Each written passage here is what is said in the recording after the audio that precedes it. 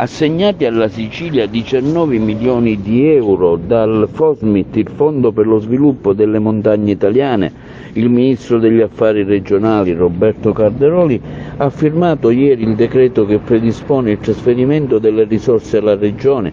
Alla Sicilia andranno 11 milioni di euro relativi al 2023, cui si aggiungono altri 8 milioni per l'anno 2022 che non erano stati ancora erogati.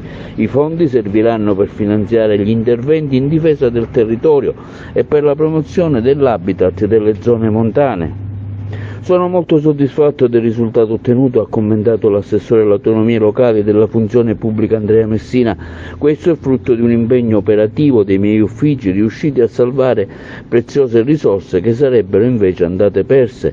Queste somme ci permetteranno di dare un concreto segno di attenzione ai comuni montani della Sicilia, intervenire sui territori fragili per contrastare lo spopolamento, favorire la salvaguardia ambientale, migliorare la viabilità, aumentando l'attrattività anche attraverso attività di valorizzazione socio-economica.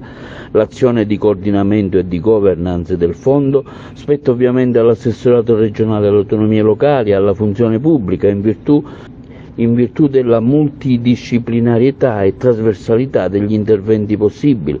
La struttura è già al lavoro per predisporre il bando per la presentazione dei progetti.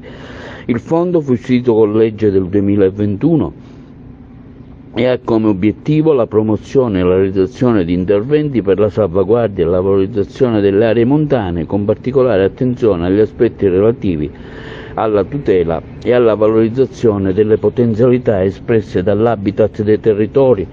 Tra le azioni previste, quella della prevenzione del rischio del dissesto idrogeologico, il potenziamento delle attività agroalimentari pastorali, interventi di comunicazione e informazione sui temi della montagna, per valorizzare le peculiarità delle aree interne aumentandone l'attrattività. Si potranno altresì finanziare anche l'ottimizzazione dei consumi, la realizzazione dei progetti di mobilità sostenibile, l'efficientamento energetico degli edifici pubblici, la rigenerazione urbana e la manutenzione della viabilità urbana.